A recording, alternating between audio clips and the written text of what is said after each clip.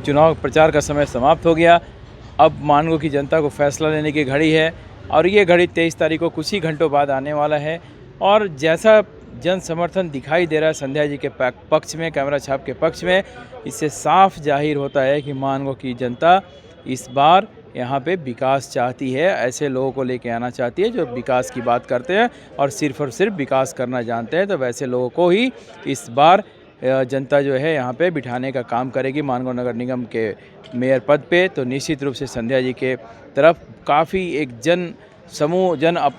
बोल सकते हैं कि एक जन समूह दिखाई दे रहा है जो कि चाहता है कि इस बार मानगो का विकास हो। वैसे में आप देख रहे हैं इतनी जन समर्थन संध्या जी को मिल रही है, जहाँ भी जा रहे हैं लोग उनको फूल मालाओं से लाद दे रहे हैं, महिलाएं जो है सिंदूर लगा कर उनकी स्वागत कर रहे हैं। तो आप समझ सकते हैं कि निश्चित रूप से एक पूरा एक माहौल बन गया और ये बदलाव दिखाई दे रहा है।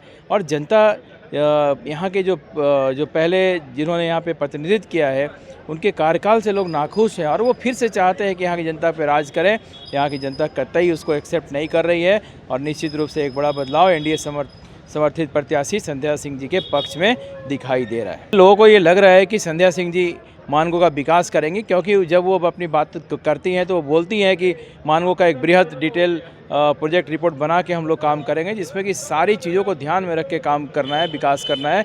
ना कि कहीं 10 मीटर रोड बना दिए, 20 मीटर नाली बना दिए, विकास नहीं है। विकास करने की एक तरीका होती है, एक उसका साइंटिफिक तरीका होता है, इंजीनियरिंग तरीका होता है। उस तरीके से विकास किया जाता है कि एक प्रॉपर 20 साल की प्लानिंग होती है कि ये डिटेल प्रोजेक्ट रिपोर्ट बना के कि ये जो सड़क बना रही है आगे आने वाले 20 साल के लिए ये रहे, सड़क चले।